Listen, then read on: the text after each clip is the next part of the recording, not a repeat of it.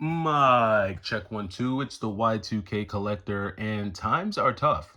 I'm not sure how many of you are seeing what's happening with our economy, with layoffs, with just everything that's going on. And I'm not here to get into the politics of it all, but there are a lot of people that are that have already lost their jobs, and there are a lot more people that will be losing their jobs. I think Amazon announced laying off about 30,000 employees. And usually, whenever one of the big alphabet companies like Facebook, Google, Amazon, Microsoft, whenever any of those larger companies announce massive layoffs like that, usually other companies follow. A lot of other companies follow and do the same thing. So, whenever you hear something like an Amazon, projecting massive layoffs, you also have to look at your company, whichever company you work for, and ask yourself, okay, well, what would happen if that type of scenario rolls around to me? And no one is exempt from it. No one can run from it.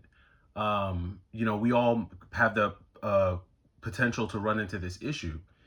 And this is really important, because the generation that I'm a part of, we are the generation when it comes to gaming that has had the disposable income over the last 5 years or so to really sink disposable income into retro video games. Because a lot of times, a collector, especially an avid collector, they're usually someone who has a job that pays them well enough for them to have the extra funds to have a collection, right? I don't think collecting is an easy endeavor. I think that, especially depending on what you're collecting, I think it's something that does take a good amount of money if you're collecting physical retro games.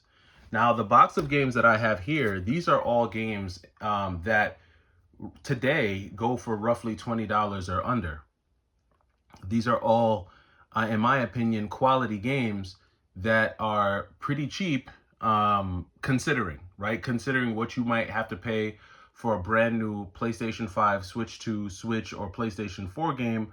Most brand new games in that, on any one of those consoles, including the Xbox, is going to be at least $40, going all the way up to 70, sometimes $80. And then once you start getting into special editions and day one editions, that's where things start to get even more scary from a pricing perspective. But when you look at retro games, particularly the seventh generation, which is the 360 and the PlayStation 3, and you start to look at certain, sixth generation games between the original Xbox, the GameCube, and the PlayStation 1, you do have options, right? If you're someone who's, trying to be cost conscious, who's trying to be smart with your money, but you still want to add games to your collection, there's plenty of good stuff out there that you can add to your collection and not have to break the bank. But the real question is that something that collectors are going to be doing,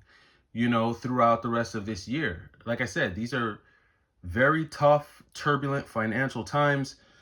Um, a lot of people are getting laid off. A lot of people have been laid off. And now, there's a lot of people really kind of scrambling to figure out what they're going to do. And with this many people being laid off, I wouldn't be shocked if we saw a flood of inventory or of games into the retro market. Because think about it, if you were a government employee, or if you were someone who just worked at Amazon, right? Let's say you were an executive, or you were a corporate employee at Amazon and you went and did your day job, but you had built a collection of games and you just found out that you're going to be on the chopping block, which I don't understand. I do understand fiscally and from a corporate standpoint why layoffs happen right before the holidays.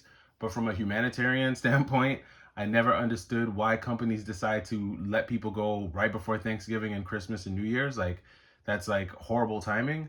But just think, if you're a person who works at Amazon and you just got the notice that your job, your position is no longer going to exist after, November 15th or whenever they give you, the next 30 days, November 30th, 31st, and you have a collection at home one of the first things that you're going to be thinking about doing is minimizing your expenses, right? So how do you lower your cost of living, which could mean giving up a car.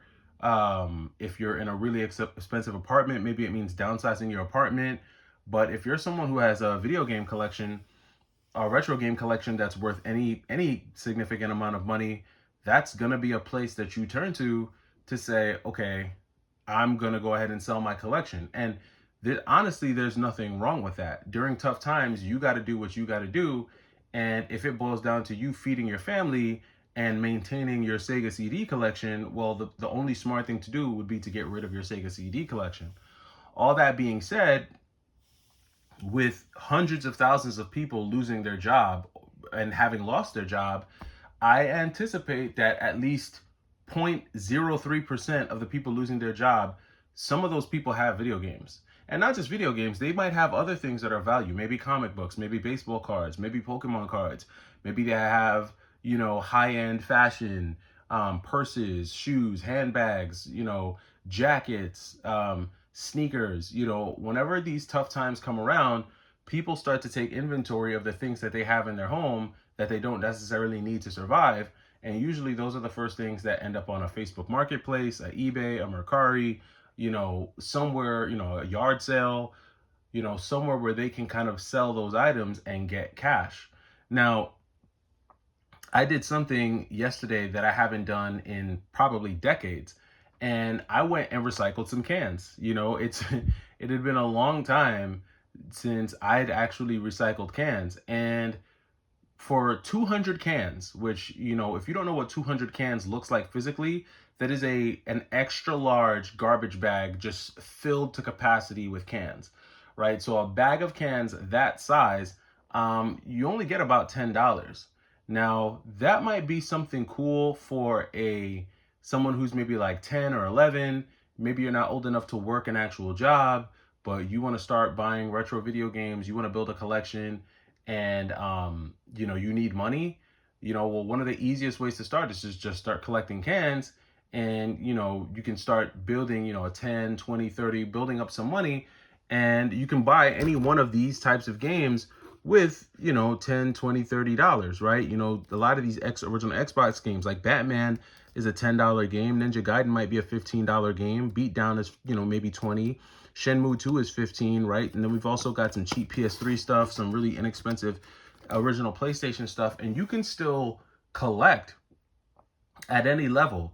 It just means that your taste might have to change, and you might have to be willing to give up some things to either add some things in your collection or just start a collection in general.